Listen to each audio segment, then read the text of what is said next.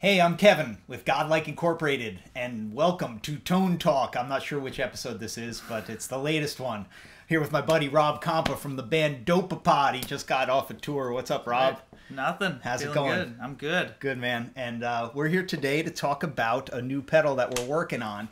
And if you know a little bit about the Godlyke history, we used to distribute a brand called Guyatone, and we were the North American distributor for Guyatone for many years, starting in 1998 and ending in 2012. In 2013, Guyatone went out of business, and unfortunately, it happened right at a time when everybody was looking for a wah rocker, which is this little purple guy right here.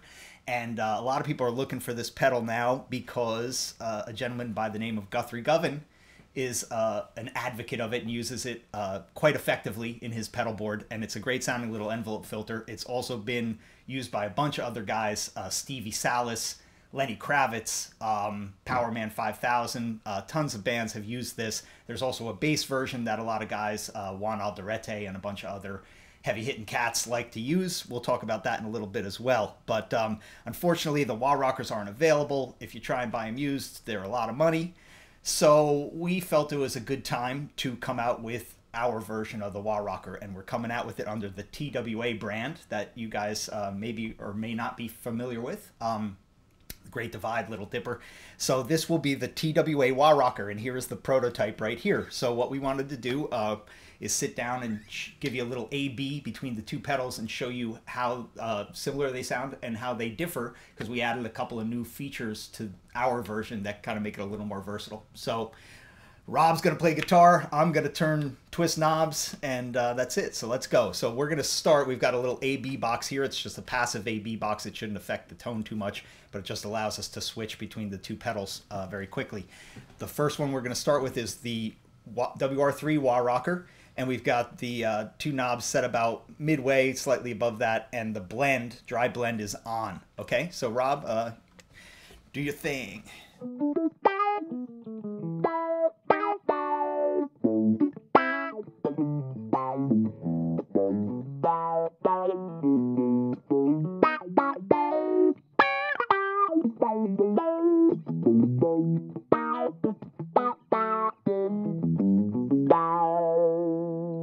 Yeah, they call the wah rocker has a nickname called the duck box because it's got this really quacky kind of filtering that's very unique, and Rob just gave you a great example of that. So that's the regular wah rocker, and here is the new TWA version.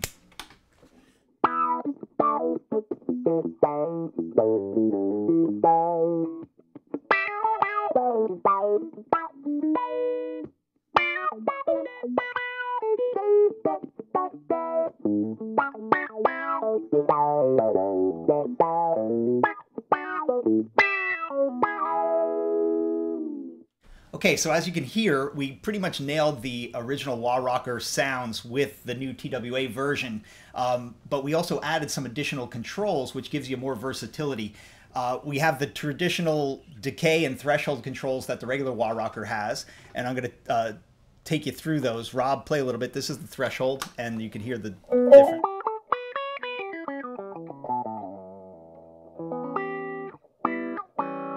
Okay. We also added a gain pot, which allows you to boost the output level of the pedal, because the wah rocker, if it's sweeping in a really high frequency range, it can get a little, it can lose a lot of bottom and get very thin sounding and get lost in a mix. So with the gain knob, you could set the output level of the pedal, which helps to make you stand out a little bit, play a little bit. This is the lowest setting. I'm going to bring it up.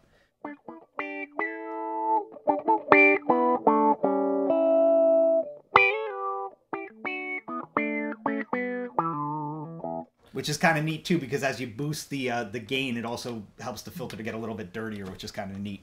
Okay, then we have the decay control, which is just like the regular wah rocker. It just controls how fast the filter comes off of the peak. You want to just strum a chord on that. Yeah. This is the maximum decay.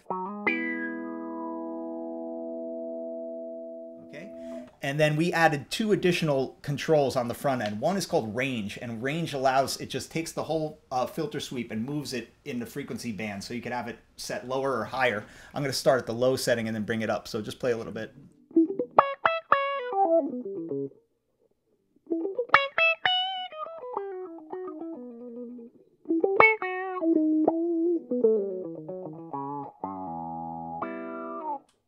And then the last knob that we put on it was a blend knob, and that's what it does is it allows you to control the amount of dry signal that you have against your affected signal. The original Wah Rocker only had a blend on off, so you either dry was on or off, but this just gives you a little more versatility, and it actually adds a nice thick bottom on it. So we're going to start with no dry and then blend it in. Okay.